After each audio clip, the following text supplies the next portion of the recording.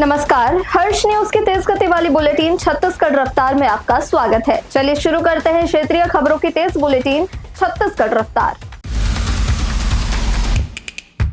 बिलासपुर के गुरु Ghasidas central university में law students के बीच मारपीट हुई। एक स्टूडेंट ने राजपूतों को मुस्लिम कहा और भगवान राम महापुरुषों पर आपत्तिजनक कमेंट्स किए।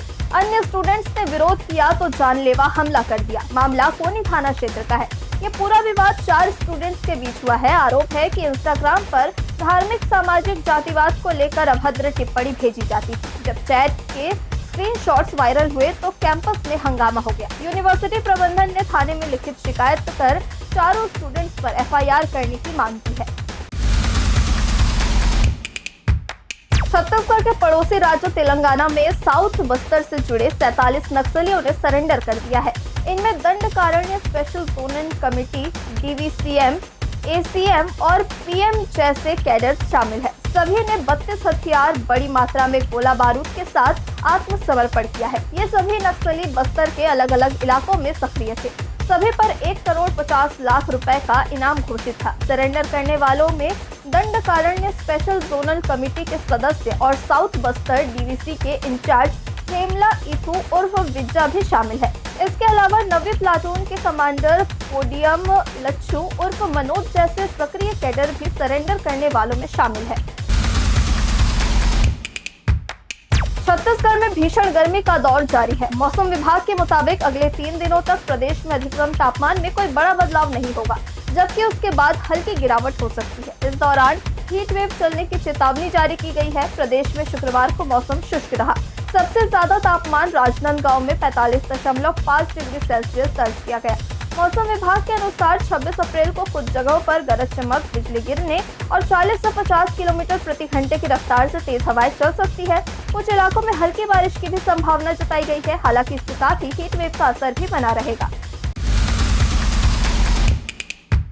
छत्तीसगढ़ की राजधानी रायपुर में रविवार 26 अप्रैल को स्ट्रेंजर मीटअप पार्टी के आयोजन की तैयारी की जा रही थी। बताया जा रहा है कि पंजाब की एक इवेंट कंपनी इस कार्यक्रम को आयोजित करने वाली थी। इवेंट कंपनी के कुछ सदस्यों ने न्यू राजेंद्र नगर स्थित एक कैफे में आयोजन से जुड़ी पूरी जानकारी बताए बिना ही बुकिंग कर दी थी।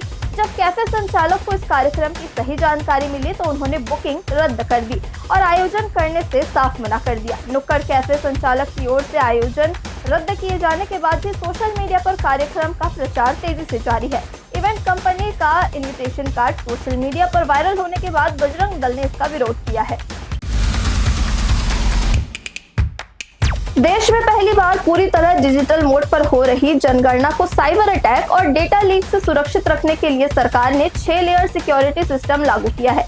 इस व्यवस्था के तहत किसी भी परिवार का डेटा जैसे ही सुपरवाइजर के मोबाइल में ट्रांसफर होगा, वह तुरंत ही फील्ड में काम कर रहे जनगणना कर्मी के मोबाइल से स्वतः ही डिलीट हो जाएगा। इसी तरह सुपरवाइजर जब डेटा मेन सर्वर पर अपलोड करेंगे तो उनके मोबाइल से भी पूरी जानकारी हट जाएगी, यानी किसी भी स्तर पर डेटा मोबाइल में स्थायी रूप से उपलब्ध नहीं रहेगा। शेयर बाजार में जारी उतार चढ़ाव के बीच सुरक्षित निवेश चाहने वाले सीनियर सिटीजन्स के लिए फिक्स डिपॉजिट एक बार फिर सबसे पसंदीदा विकल्प बनकर उभरा है।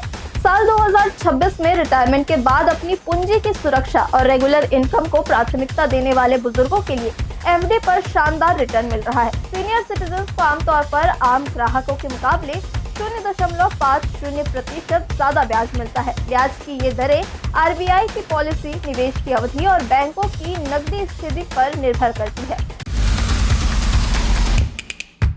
आर्टिफिशियल इंटेलिजेंस यानी एआई की रेस में ओपन एआई ने अपना सबसे स्मार्ट और समझदार एआई मॉडल GPT 5.5 पेश किया है। कंपनी का दावा है कि यह एआई की दुनिया में अगला बड़ा कदम है, जहां एआई अब केवल बातचीत नहीं करेगा बल्कि असल में आपके काम को अंजाम भी देगा।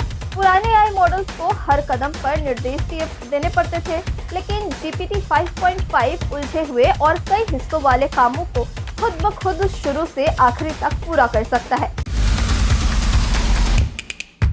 भिलाई में केंद्रीय स्वास्थ्य मंत्री जेपी नड्डा की फोटो दिखाकर प्राइवेट अस्पताल की जांच के नाम पर ब्लैकमेलिंग करने वाले गुरमीत सिंह बाघवा के खिलाफ दूसरी एफआईआर दर्ज की गई है। यह दूसरी एफआईआर स्पर्श हॉस्पिटल के जीएम की शिकायत पर दर्ज हुई है।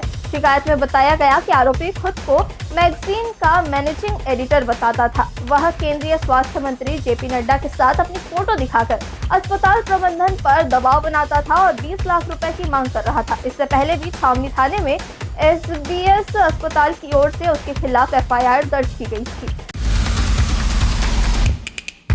छत्तीसगढ़ रफ्तार की आज की बुलेटिन में बस इतना ही। अपने आसपास की खबरों से जुड़े रहने के लिए हमेशा बने रहे हर्ष न्यूज के साथ। नमस्कार।